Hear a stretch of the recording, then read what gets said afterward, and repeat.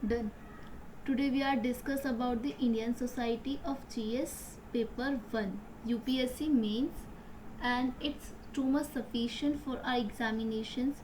हम इसमें back to back एक चैप्टर्स देखेंगे. टोटल चैप्टर्स हमारे इसमें कौन कौन से आएंगे, उन कौन कौन से चैप्टर्स में कौन कौन से टॉपिक्स होंगे या कौन कौन से टॉपिक हमारे प्रीवियस ईयर क्वेश्चन पेपर के हिसाब से बहुत ज़्यादा इम्पॉर्टेंट है. ठीक है, तो वो सब हम डिस्कस करेंगे. GS1 UPSC मेंस के लिए इंडियन सोसाइटी हम यहाँ पर स्टार्ट करेंगे अपनी. Okay, done. इंडियन सोसाइटी में फर्स्ट चैप्टर यानी कि कितने चैप्टर्स हैं पहले ये डिस्कस कर लेते हैं. तो फर्स्ट चैप्टर है आपका भारतीय समाज. ठीक है, लेसन नंबर 1 है आपका भारतीय समाज. लेसन नंबर 1 भारतीय समाज के बारे में. ठीक है, ठीक है. दूसरा है आपका महिला मुद्दे, महिलाओं के ऊपर मुद्दे. क्योंकि देखो इंडियन सोसाइटी का पेपर है तो जाहिर बात है कि भाई सोसाइटी के बारे में आएगा, सोशियोलॉजी के बारे में आएगा, है ना, जनसंख्या के बारे में आएगा. और बेसिकली ये टॉपिक्स हमारे पूछे भी जाते हैं GS1 के अंदर. ठीक है, 2 से 3 क्वेश्चन इसके ऊपर मिनिमम आ जाते हैं. ठीक है. फोर्थ है आपका, थर्ड है आपका जनसंख्या मुद्दे, फोर्थ है आपका शहरीकरण. ये सारे लेसन हैं आपके जो आपने अच्छे से कवर करना है इस सीरीज के साथ में. फिफ्थ है आपका प्रवास. प्रवास भी एक सोसाइटी का महत्वपूर्ण अंग है, बोले तो एक महत्वपूर्ण पार्ट है. और छठा है आपका वैश्वीकरण या जिसको हम बोलते हैं भूमंडलीयकरण. ठीक है, वैश्वीकरण भी हम इसे कहते हैं. एंड सेवेंथ इज सांप्रदायिकता या फिर हम बोल सकते हैं क्षेत्रवाद. ठीक है, क्षेत्रवाद या बोलो सांप्रदायिकता. ठीक है, सांप्रदायिकता या फिर हम कह सकते हैं, हम इसको बोल सकते हैं धर्मनिरपेक्ष. ठीक है, हम इसको धर्मनिरपेक्ष भी कह सकते हैं. बस हम ये चैप्टर्स कवर अप करेंगे इस सीरीज के अंदर. 7 चैप्टर तक ये चैप्टर्स हैं आपके. ठीक है, सो लेसन नंबर 1 पे आ जाते हैं. लेसन नंबर 1 पे हमारा है इंडियन सोसाइटी. इंडियन सोसाइटी में हम वर्ण व्यवस्था के बारे में बात करेंगे, जाति व्यवस्था के बारे में, परिवार के विवाह के, और most important live in relationship. ठीक है, लिव इन रिलेशनशिप हमारे लिए बहुत इम्पॉर्टेंट है. वजह क्या है इसके इम्पॉर्टेंट होने की? क्योंकि ना आज के टाइम पे ये बहुत ज़्यादा चर्चा में है लिव इन रिलेशनशिप. ठीक है, so next is lesson number 1 start करते हैं. ठीक है, लेसन नंबर 1 स्टार्ट करते हैं. Firstly okay, lesson number 1 is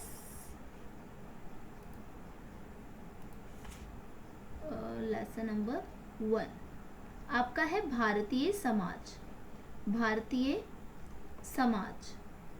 Bharatiya Samaj के अंदर हम सबसे पहले पढ़ेंगे बेटा वर्ण व्यवस्था. ठीक है, क्या पढ़ेंगे? वर्ण व्यवस्था. क्या होती है वर्ण व्यवस्था? आपने हिस्ट्री पढ़ी होगी तो आपने जाना होगा हिस्ट्री के अंदर कि वर्ण व्यवस्था क्या होती है, हमारा इससे क्या लेना देना है ना. वर्ण व्यवस्था से हमारा क्या लेना देना है आपने ये पढ़ा होगा. तो भाई वर्ण व्यवस्था हमारे प्राचीन काल से आ रही है, पर पहले हम इसको कार्य के आधार पे मानते थे. अब समाज क्या है पहले हम थोड़ा सा ये पढ़ लेते हैं कि भाई समाज एक जटिल वस्तु ना होकर एक प्रक्रिया है जो व्यक्तियों के समूह में ना होकर उनके संबंधों की प्रणाली है. जहाँ पे व्यक्ति का एक दूसरे से संबंध होता है उसे हम समाज कहते हैं. ठीक है, भारतीय समाज में कुछ विशेषताएं जैसे कि विवाह, है ना, वैल्यू सिस्टम, जाति प्रथा, ये सब भारतीय समाज का एक अंग रहा है. ठीक है, अब भारतीय समाज के अंदर जो वर्ण व्यवस्था है उसको अगर मैं डिफाइन करूं ऐतिहासिक तौर पर, ठीक है, इतिहास में अगर मैं झांकूं और देखूं कि वर्ण व्यवस्था क्या है, इतिहास से अगर हम देखें तो वर्ण जो होते हैं हमारे 4 प्रकार के वर्ण होते थे. कौन कौन से होते थे? ब्राह्मण होते थे, है ना. सबसे ऊंचा वर्ण कौन सा होता था? हमारा ब्राह्मण होता था. ब्राह्मण वर्ण सबसे ऊंचा था हमारा. फिर आता था आपका क्षत्रिय. ठीक है, फिर आता था आपका क्षत्रिय. फिर आता था आपका वैश्य. ठीक है, फिर आता था शूद्र. इस तरीके से हमारी वर्ण व्यवस्था चलती थी। अब आप सोच रहे होंगे ये वर्ण व्यवस्था आखिर क्या थी और किस प्रकार से ये चलती थी। तो ब्राह्मण, क्षत्रिय, वैश्य, शूद्र के अंदर जो ब्राह्मण होता था नंबर 1 पर, वो क्या थे, वो सिर्फ यज्ञ कर सकते थे, आप लिख सकते हो उसको भी, ठीक है, कि वो यज्ञ करते थे और पूजा पाठ करते थे, ठीक है, या फिर साहित्य करते थे, साहित्य लिखना जैसे कि, या फिर लिटरेचर वगैरह या पढ़ना वगैरह काम इन्हीं का था, ठीक है, और कोई नहीं कर सकता था उसको, ठीक है। और क्षत्रिय वगैरह क्या करते थे, क्षत्रिय जो लोग होते थे ये सेना में शामिल होते थे, ये युद्ध करते थे और ये राजा भी बनते थे, ये किंग भी बनते थे, राजा भी बनते थे। तो it's too much important for us कि क्षत्रिय लोग क्या काम करते थे, ये काम करते थे। बच्चे वैश्य, वैश्य क्या करते थे, सेवा करना इनका काम था। किसकी सेवा करना, क्षत्रियों की भी और ब्राह्मणों की भी।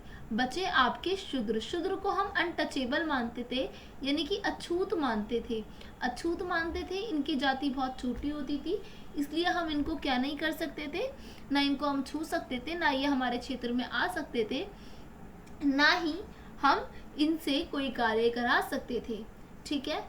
होप सो समझ में आया होगा बेटा। अब आता है आपका नेक्स्ट इज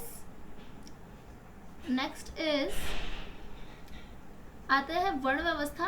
होप सो समझ में आ गई होगी। तो वर्ण व्यवस्था का सामाजिक प्रभाव क्या था, आखिर ये वर्ण व्यवस्था किस प्रकार से हमारे समाज में फैली, या बोले तो वर्ण व्यवस्था से किस प्रकार से हमारे समाज में परिवर्तन देखने के लिए मिला। तो पहले वर्ण जो थे बेटा, पहले जो वर्ण था, ठीक है, वो इच्छा अनुसार, ठीक है, इच्छा अनुसार चुने गए कार्यों के आधार पर था, चुने गए कार्यों के आधार पर था, ठीक है, चुने गए कार्यों के आधार पर जो वर्ण व्यवस्था थी, ठीक है। वर्ण व्यवस्था क्या थी, जो इच्छा अनुसार आपने कार्य चुने थे, कार्यों के आधार पर वर्ण बांट दिए गए, डन, कार्यों के आधार पर वर्ण बांट दिए गए। अब कार्यों के आधार पर वर्ण तो बांट दिए, हमने क्या करा कि भाई किस प्रकार से इसको बांटा जाए। जैसे कि कोई भी ऐसा व्यक्ति है जो शिक्षित है, वह शिक्षा दे रहा है, ठीक है, जो शिक्षित है और शिक्षा दे रहा है, तो वो हमने क्या बोल दिया कि भाई ब्राह्मण है, ठीक है, ब्राह्मण है, ठीक है। और जो युद्ध कर रहा है उसे हमने बोल दिया कि भाई क्षत्रिय है, ठीक है, इस तरीके से।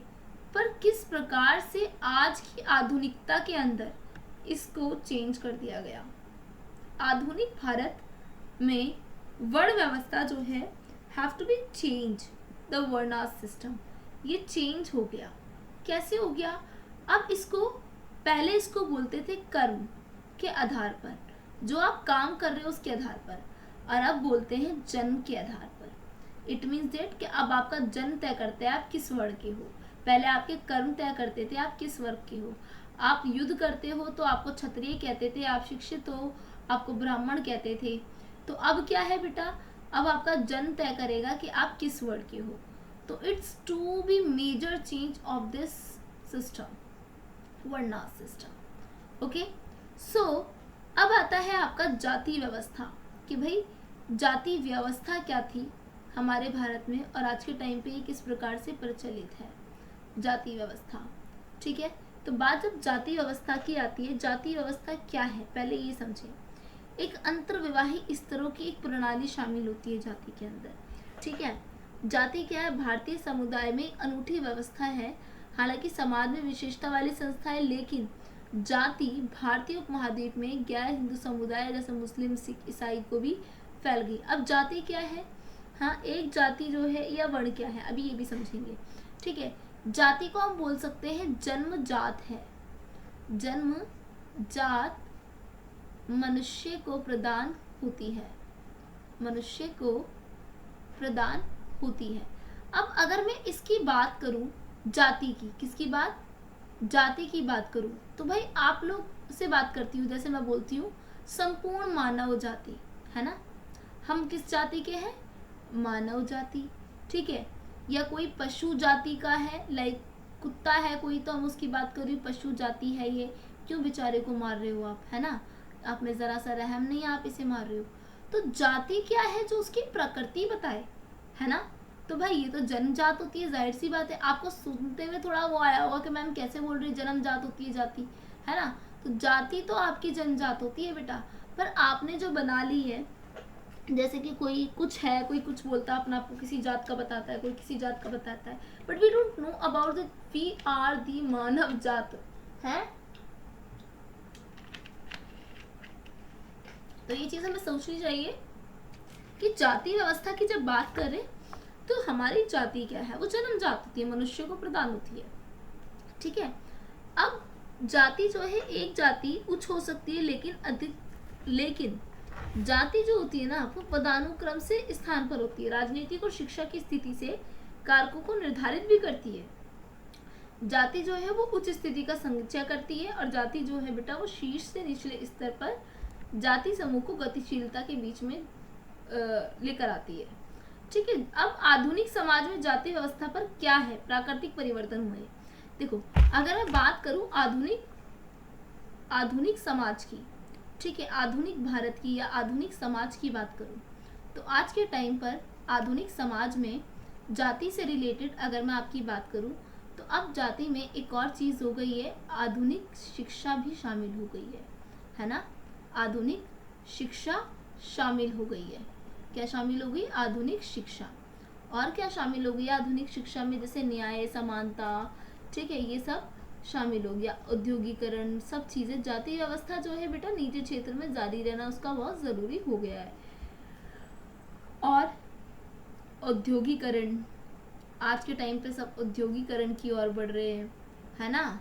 शहरीकरण, इट्स टू बी इम्पोर्टेंट कि शहरीकरण भी बढ़ता जा रहा है, शहरीकरण, ठीक है। और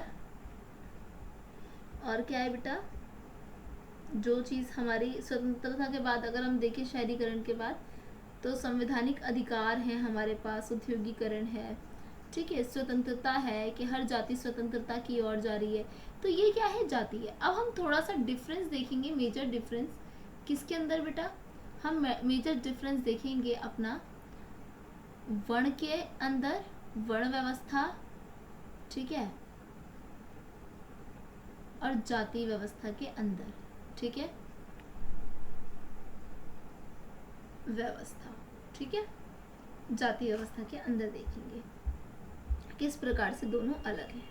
देखो, वर्ण के अनुसार 4 श्रेणियां हैं, यहाँ पे 4 श्रेणी हैं, ठीक है, श्रेणियां हैं, ठीक है। वो आपको पता है, ब्राह्मण, क्षत्रिय, वैश्य, शूद्र। इसका व्यवस्था में अछूत शामिल नहीं है। वर्ण व्यवस्था में पदानुक्रम शुद्धता और अशुद्धता पर आधारित है। ब्राह्मण सबसे ऊंचे हैं, ठीक है। 4 श्रेणियां हैं, आपको पता है, ब्राह्मण, क्षत्रिय, वैश्य और शूद्र, ठीक है। 4 व्यवस्था है यहाँ पर। एक सैद्धांतिक ढांचा, वैदिक ग्रंथों से वैधता, आपस में वर्णों की बहुत कम या गतिशीलता नहीं है। और यहाँ पर क्या है बेटा, आपकी एक सैद्धांतिक ढांचा दे रखा है। क्या दे रखा है? एक सैद्धांतिक ढांचा दे रखा है, वेट, ठीक है, सैद्धांतिक ढांचा दे रखा है।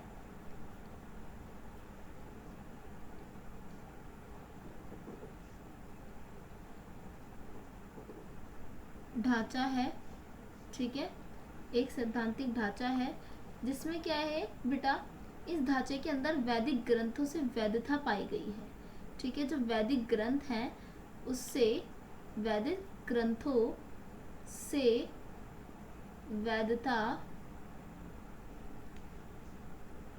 आपस में वर्णों की बहुत कम, आपस में वर्णों से बहुत कम या कोई गतिशीलता नहीं है,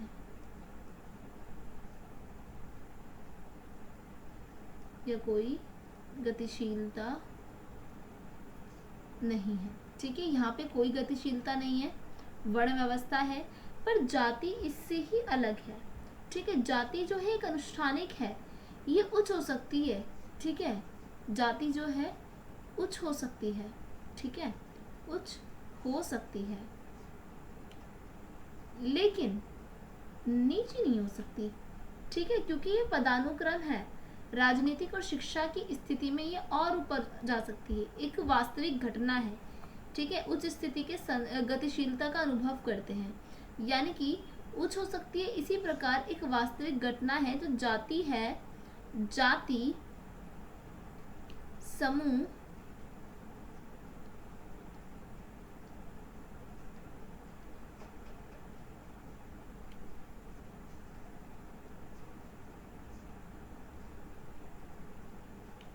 ठीक है, जाति जो है बेटा वो समूह उच्च स्थिति के संचय में, समूह उच्च स्थिति के संचय के साथ गतिशीलता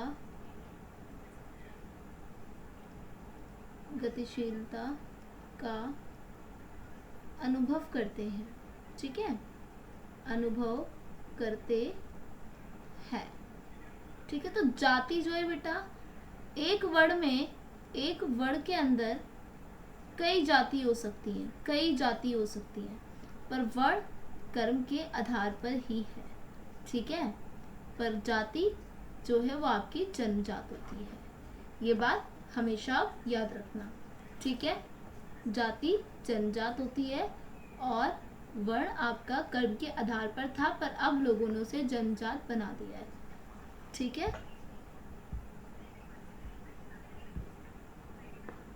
पेज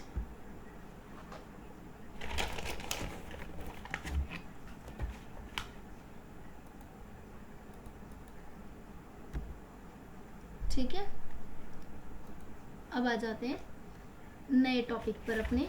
वर्ण व्यवस्था कंप्लीट हो गई है, जाति कंप्लीट हो गई है। ठीक है, नेक्स्ट क्या है आपका? नेक्स्ट टॉपिक क्या है आपका? परिवार। ठीक है, आपका नेक्स्ट टॉपिक है परिवार। तो आ जाते हैं नेक्स्ट टॉपिक पर, परिवार पर। तो देखो परिवार क्या होता है, समाज में सबसे महत्वपूर्ण भूमिका निभाता है परिवार आपका। हाँ जी बिल्कुल, परिवार के बिना हम कुछ भी नहीं है ना। तो समाज में, ठीक है, समाज में समान जाति तथा वर्णों के समूह को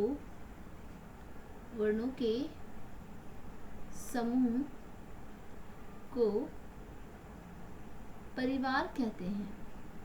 ठीक है, अब वो परिवार बनता कैसे है, डिपेंड करता है किसके ऊपर?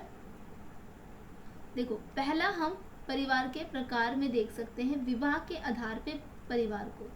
ठीक है, विवाह के आधार पे परिवार कितने प्रकार का हो सकते हैं? दो तरीके का। जैसे विवाह हम कैसे करते हैं, विवाह कितने प्रकार के हो सकते हैं? बहुविवाही परिवार, ठीक है, और एकल विवाही, जहाँ पे एक से ज़्यादा शादी करने की अनुमति हो, और जहाँ पर सिर्फ एकल विवाह करने की अनुमति हो। ठीक है, सिर्फ एकल विवाह करने की अनुमति हो, जहाँ पे एक से ज़्यादा शादी करने की अनुमति हो और जहाँ पे सिर्फ एकल विवाह करने की अनुमति हो। ठीक है, सेकेंड इज निवास मतलब निवास के आधार पर कि कहाँ रहेंगे, उसके आधार पे अगर परिवार देखें तो पितृस्थानीय भी हो सकता है। पितृस्थानीय मतलब जहाँ पिता की जगह पे रहते हैं, यानी कि लड़की जो है लड़के को लेकर उसके पिता के घर पर ही रहती है। पर मातृस्थानीय यानी कि माता के यहाँ पर रहना पड़ता है। कभी कभी उल्टा भी हो जाता है कहीं कहीं पे समाज में, किसी किसी के परिवार में, कि लड़का रहता है लड़की के घर, मातृस्थानीय। ठीक है, और फिर आता है आपका द्विस्थानीय। द्विस्थानीय मतलब होता है बेटा कि कभी तो माता के घर तो कभी तो पिता के घर। ठीक है, और नवस्थानीय होता है आपका जब नए जोड़े से मतलब है शादीशुदा किए हुए नए जोड़े कहीं नई जगह पर जाकर बसते हैं। ठीक है, नई जगह पर जाकर बसते हैं। ठीक है, बसते हैं, उसे बोलते हैं हम क्या, नवस्थानीय। डन। आकार के आधार पर देखा जाए, किसके आधार पर, आकार के आधार पर परिवार को देखा जाए तो परिवार एकल भी होता है। एकल मतलब जिसे हम न्यूक्लियर फैमिली कहते हैं, न्यूक्लियर फैमिली बोलते हैं। ठीक है, और दूसरा आपका संयुक्त भी होता है आकार के आधार पर, वो बड़ा परिवार होता है संयुक्त। न्यूक्लियर में मम्मी पापा आप होते हैं। ठीक है, और संयुक्त में कौन होते हैं, दादा दादी चाचा चाची, यानी कि जॉइंट फैमिली। ठीक है, जॉइंट फैमिली। ठीक है, it's okay. Then the next है आपका, वेट, नेक्स्ट है आपका, अधिकार के आधार पर पितृसत्तात्मक है या मातृसत्तात्मक है, ये तय करती है आपकी सत्ता, यानी कि जो भी आपको मिलेगा उसके आधार पर। ठीक है, आते हैं अब नेक्स्ट, परिवार के प्रकार हमें समझ में आ गए। विवाह पर आते हैं। देखो, very important topic is marriage, it means विवाह। सोसाइटी के अंदर विवाह इस वक्त बहुत इंपॉर्टेंट टॉपिक होता जा रहा है दिन प्रतिदिन। अगर हम देखें तो विवाह की जब भी बात की जाती है, ठीक है, तो हम पहले विवाह में देखते हैं क्या, एकल विवाह। ठीक है, एक विवाह करना। दूसरा बहिर्विवाह, एक से ज़्यादा शादी करना। ठीक है, बहिर्विवाह, एक से ज़्यादा शादी करना। डन। पहले तो हम ये समझेंगे एकल और बहिर्विवाह में क्या अंतर है। ठीक है, एकल विवाह पता चल गया, एक से ज़्यादा शादी करना। बहिर्विवाह पता चल गया, एकल विवाह है एक शादी करना, बहिर्विवाह है एक से ज़्यादा शादी करना। ठीक है, तो विवाह बेटा, अगर हम विवाह की बात करें, दोनों हमें पता है। इससे पहले हमने देखा है कि हमारा विवाह अधिनियम आया था 2006, इसमें विवाह की आयु यानी कि एज कर दी गई थी 21। ठीक है, गर्ल की 23, बॉय की। ठीक है, वापस अब विवाह विधेयक जो आया 2021 में संशोधन, उसमें एज वापस कर दी, कितनी कर दी वापस, 18 कर दी थी दोनों वयस्कों की। वैसे लड़का 21 पे भी कर सकता है। ठीक है, ठीक है। अब इसके अलावा विवाह को लेकर एक और बात आती है कि विवाह से पहले जो लोग साथ में रहना चाहते हैं, ठीक है, विवाह से पहले जो लोग साथ में रहना चाहते हैं उसे हम बोलते हैं लिव इन रिलेशनशिप। क्या बोलते हैं बेटा, हम उसे लिव इन रिलेशनशिप बोलते हैं। ठीक है, उसमें हम क्या करते हैं, उसके अंदर हमारे यहाँ फैसला आया है, क्या वो ठीक है या वो नहीं है, ये तय करेगी कोर्ट। ठीक है, पर लिव इन रिलेशनशिप क्या होता है, विवाह से पहले जोड़ा एक दूसरे के साथ रह के और उस चीज़ों को क्या करते हैं, देखते हैं कि क्या ये चीज़ ठीक है या नहीं है, हमारा साथ रहना, हमारा विवाह करना। ठीक है, अब लिव इन रिलेशनशिप तो सबको पता है ही। ठीक है, इसके बारे में हम पढ़ते हैं कि भारत में विशेषकर महानगरों में युवा जो होते हैं, इनकी दर लगातार बढ़ रही है। ठीक है, और इनकी संस्था कानूनी मान्यता भी प्राप्त है, क्योंकि 2010 में क्या हुआ था बेटा, 2010 में, ठीक है, 2010 में सर्वोच्च न्यायालय यानी कि एससी ने, सुप्रीम कोर्ट ने, ये 3 न्यायाधीशों की पीठ ने कहा था, क्या था बेटा, 3 जजेस की बेंच थी, 3 जजेस की बेंच थी। उन्होंने क्या कहा था उस बेंच ने, क्या कि विवाह के एक पुरुष और एक महिला का विवाह, एक पुरुष और महिला के साथ रहना अपराध नहीं माना जा सकता, तथा जीवन इन्हें साथ रहना है जीवन भर, और इनका अधिकार है, स्वतंत्रता का अधिकार है इनका। कौन सा आर्टिकल के तहत, इन्होंने हवाला देते हुए कहा, इन्होंने कहा कि आर्टिकल अगर हम देखें तो आर्टिकल 21 भी हमें क्या देता है बेटा, ये वाली स्वतंत्रता देता है, तो हम लिव इन रिलेशनशिप में रह सकते हैं। ये सुप्रीम कोर्ट का कहना था। ठीक है, तो इसीलिए लिव इन रिलेशनशिप की मान्यता प्रदान की गई थी। सर्वोच्च न्यायालय ने ये भी माना कि संबंधों को पैदा होते हुए अगर आप लिव इन रिलेशनशिप में रहे, ठीक है, लिव इन रिलेशनशिप में रहे और इसके बाद कोई भी बच्चा पैदा होता है, ठीक है, वो बच्चा भी वैध होगा, ना कि अवैध होगा। देन वो बच्चा भी क्या होगा, वैध होगा। और हिंदू विवाह अधिनियम की धारा 16 के तहत अपने माता पिता की संपत्ति का अधिकार कर सकता है। और हिंदू मैरिज एक्ट के तहत धारा कौन सी, 16, ठीक है, धारा 16, हिंदू मैरिज एक्ट 1955 जो था, ठीक है, उसकी धारा 16 के तहत वो बच्चा अपने पेरेंट की, ठीक है, पेरेंट्स की संपत्ति पर अधिकार कर सकता है। ठीक है, संपत्ति पर अधिकार प्राप्त कर सकता है। ठीक है, तो वो बच्चा भी वैध है, अधिकार प्राप्त कर सकता है। ठीक है, it's too much important point for your examination. So ये बहुत ज़्यादा इम्पॉर्टेंट टॉपिक बन जाता है विवाह में। दूसरा आपका बहुत इम्पॉर्टेंट टॉपिक है विवाह के अंदर, जो आज के टाइम पे चर्चा में बहुत ज़्यादा है, वो है समलैंगिक विवाह। कौन सा विवाह है, समलैंगिक विवाह। ठीक है, ठीक है, समलैंगिक विवाह, ठीक है ना, ये समलैंगिक विवाह है। अब इसके बारे में आपने देखा होगा जहाँ पे दो एक से लिंग, ठीक है, जैसे कि गर्ल है और ये भी गर्ल है, वो आपस में मैरिज कर ले, या फिर बॉय और बॉय आपस में मैरिज कर ले, ठीक है, इसे बोलते हैं समलैंगिक विवाह। इन दिनों भारत के सर्वोच्च न्यायालय समलैंगिक विवाह को वैध बनाने की मांग वाली याचिका पर सुनवाई की गई। अब देखो बेटा, इसकी बात ये बात हमेशा याद रखना कि वैसे तो पुराणों या फिर किसी भी धर्म के अनुसार देखें तो ये समलैंगिक विवाह सब बोलते हैं कि नहीं, गलत है, बेकार है ना, ऐसे कैसे हो सकता है, प्रकृति के साथ खिलवाड़ है। ठीक है, अब प्रॉब्लम ये आ जाती है कि एक याचिका डाली गई, क्या एक याचिका डाली गई ठीक है, ये याचिका डाली गई और इसमें समलैंगिक विवाह को वैध करने की मांग की गई इस याचिका के अंदर। व्हाट इज याचिका, क्या होती है याचिका, जिसे हम पब्लिक इंटरेस्ट लिटिगेशन कहते हैं। ये मैं GS 2 की क्लास में ऑलरेडी समझा चुकी हूँ कि पब्लिक इंटरेस्ट लिटिगेशन क्या होती है और किस प्रकार से इसको हम देखते हैं।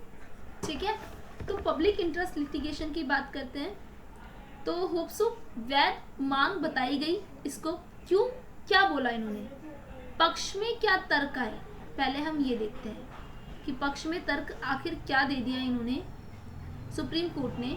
तो सुप्रीम कोर्ट ने कहा कि LGBT, ठीक है, और क्यों LGBTQ, IA, ठीक है, तो L lesbian, G gay, bisexual, transaction and queer, ठीक है, ये लोग क्या कर सकते हैं, आपस में शादी कर सकते हैं, ये याचिका बेकार नहीं है। वजह नंबर 1, वजह क्या है इसकी, पहला कि जो ये समुदाय है विवाह के अधिकारों की मांग करने वाली याचिका इसने जो डाली है, इन्होंने प्रश्न उठाया कि विवाह क्या है, आखिर शादी क्या होती है। ये सिर्फ इसी प्रश्न में जिसका समाधान सिर्फ LGBT समुदाय को ही करना चाहिए, ये अजीब सा लगता है। कानून की परिभाषा जो परिभाषित करता है कि विवाह कैसे किया जाए, पहला क्वेश्चन उठाया कोर्ट ने कि विवाह क्या है, फिर कैसे किया जाए, ठीक है, और तीसरा कि बाहर कैसे निकला जाए इससे। ठीक है, अब बात आती है विवाह समान व्यक्तियों का स्वैच्छिक मिलन है ना, जिसमें ना तो कोई अपनी स्वैच्छा खोता है और ना ही अपना व्यक्तित्व। तो विवाह में शामिल पक्ष चाहे उनकी लैंगिकता या लिंग कुछ भी हो, एक दूसरे की भावनात्मक, वित्तीय और यौन सहायता प्रदान करने के लिए आपसी बंधन पर सहमति है। तो जाहिर सी बात है, विवाह क्या है, दो व्यक्तियों का मिलन बताया गया है। ठीक है, और अगर दो व्यक्तियों का मिलन है तो सिर्फ ये तो नहीं कहा गया कि उसमें सिर्फ पुरुष या फिर महिलाएं ही होंगी, है ना। तो जाहिर सी बात है आपने हमें ये नहीं बताया कि विवाह में सिर्फ पुरुष और महिलाएं होंगी, तो यानी कि ये याचिका ठीक है। दूसरा आपने बताया कि इस तरीके से शादी होगी, ठीक है, तो आपने ये नहीं बताया कि ये नहीं कर सकते, कि गर्ल्स गर्ल्स नहीं कर सकती, बॉयज़ बॉयज़ नहीं कर सकते, तो ये आपने नहीं बताया, यानी कि ये याचिका फिर ठीक है। तीसरा हमें बताया गया कि बाहर कैसे निकला जाए, और अगर शादी इतना ही पवित्र बंधन या इस तरीके का कुछ है तो फिर इसमें से बाहर निकलने का क्यों रास्ता बनाया गया, ठीक है। तो यानी कि जिस तरीके से गर्ल्स बॉयज शादी कर सकते हैं, इस तरीके से LGBT समुदाय भी एक दूसरे से शादी कर सकता है।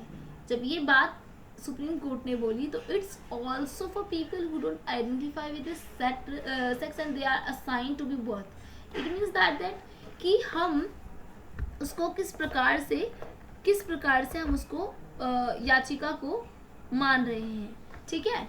तो it's to be honestly it's very important topic for this chapter.